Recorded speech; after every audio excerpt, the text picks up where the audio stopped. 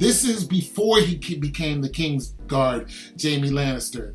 Okay, so we're going to see Jaime get busy in one way or another. He's in his 40s. He doesn't have his right hand. He's not going to be, this super soldier, but he's going to be a hell of a commander. And what I think it's setting us up for is his father. He's going to be like his father. And if you know the Reigns of Castamere and what happened with the Reigns of Castamere, Jaime's grandfather was weak, but his father was not playing with anybody. They killed everyone in the Reigns of Castamere.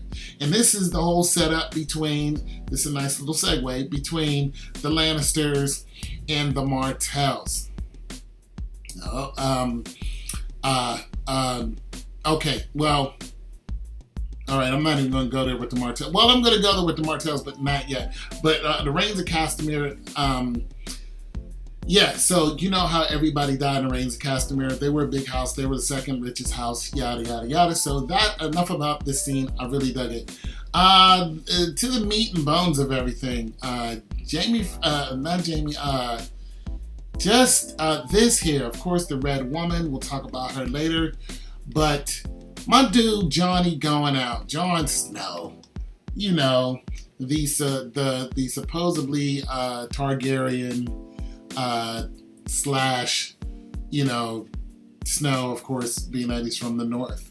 He's a Snow, but nonetheless, Elena's son and Rhaegar's son, Jon Snow. Nonetheless, they killed him, but we all think he's going to be coming back. We think he's going to come back as, pretty much, looking like this. One reason why we really believe this is because of what this woman said. The Red Woman, even though we don't know if all of her predictions are true because of what she did to the Boltons. She just destroyed them. Mom, daughter, and father, just done. When she burnt that kid alive, that was pretty much it. The mother went and hung herself. That was in season 5. But nonetheless, the Red Woman said to the Onion Knight, what did the Red Woman say to the Onion Knight? Well, she said when she went to see Jon's body, she said, I saw him fighting at Winterfell in the snow. So here we have a sorceress whose predictions we cannot count on. Unlike Maggie the Frog. Maggie the Frog was right. She was right on time. She said all your children are going to die and gold will be their shrouds, meaning they're not going to be of Robert. They're not going to be Robert Baratheons. So they're all going to be Lannisters.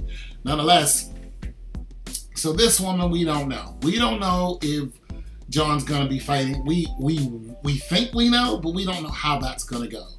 We want Jon to be fighting in Winterfell, but truthfully, I didn't want to see Jon dead. But when you get stabbed that many times in the gut for the watch, you're going to die. And that's all that's to it. What I'm glad they didn't do is have him miraculously live. I would have just called bullcrap right at the beginning of the doggone show. I'd have been like, bullcrap. Come on, people, come on. That man's been bleeding all night. He's dead. Okay, so we think he's going to come back. I'm waiting for that. It's going to be cool to see him and his mother, Uncat. She's supposed to come back. In the book, she comes back as Uncat.